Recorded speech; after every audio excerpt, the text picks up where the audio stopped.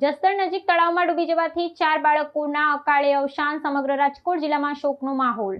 રાજકોટ જિલ્લાના જસદણ પંથકમાં આવેલા એક ગ્રામીણ વિસ્તારમાં બપોરના સમયે આ ગોજારી ઘટના આકાર પામી હતી. ઉનાળાની પ્રખર ગરમીથી રાહત મેળવવા માટે 4 બાળકો નજીકના તળાવમાં સ્નાન કરવા માટે ગયા હતા, જ્યાં પાણીના ઊંડાણમાં ગરકાવ થઈ જવાથી 4 બાળકોના શ્વાસ રૂંધાયા હતા. સ્થાનિક તરવૈયાઓ અને ગ્રામજનોએ ભારે જહેમત બાદ બાળકોના નિર્જીવ દેહને બહાર કાઢ્યા હતા, જેને બાદમાં તબીબી પરીક્ષણ માટે સરકારી હોસ્પિટલ ખસેડવામાં આવ્યા હતા.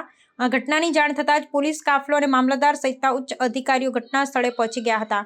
મૃતક બાળકો શ્રમિક પરિવારના હોવાનું જાણવા મળ્યું છે, જેઓ આસપાસના ખેતરોમાં મજૂરી કામ કરી પોતાનું ગુજરાન ચલાવે છે. વહીવટીતંત્ર દ્વારા પ્રાથમિક તપાસ હાથ ધરવામાં આવી છે કે તળાવની આસપાસ સુરક્ષાની પૂરતી વ્યવસ્થા હતી કે કેમ. આ દુર્ઘટનાએ પંથકના સુરક્ષા આયોજન અને જળાશયોની આસપાસ ચેતવણીના પાટિયાઓની ગેરહાજરી જેવા ગંભીર પ્રશ્નો ઊભા કર્યા છે. જસદણના ધારાસભ્ય અને સ્થાનિક અગ્રણીઓએ આ ઘટના અંગે ઘેરા શોકની લાગણી વ્યક્ત કરી છે અને પીડિત પરિવારોને સરકારી સહાય આપવાની ખાતરી ઉચ્ચારી છે.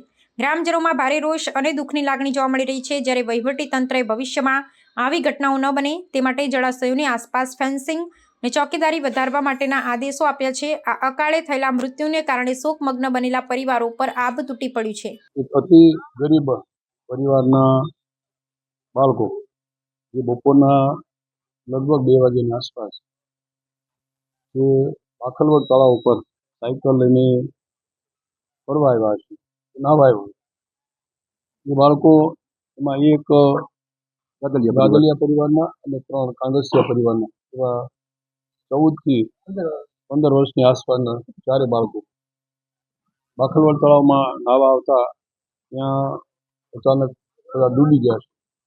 એના પરિવારના લોકો ઘરે તપાસ કરતા સાંજ સુધી શોધખોળ કરતા ન મળી આવતા લગભગ 7 વાગ્યાની આસપાસ બાખલવડ તળાવના ઓગણની સાઈડમાં તપાસ કરતા પહેલાં એક સાયકલ મળી આવી અને બાજુમાં થોડા કપડાં, એટલે એમને શંકા ગઈ કે આ બાળકો કદાચ આમાં નાહવા આવ્યા ડૂબી ગયા.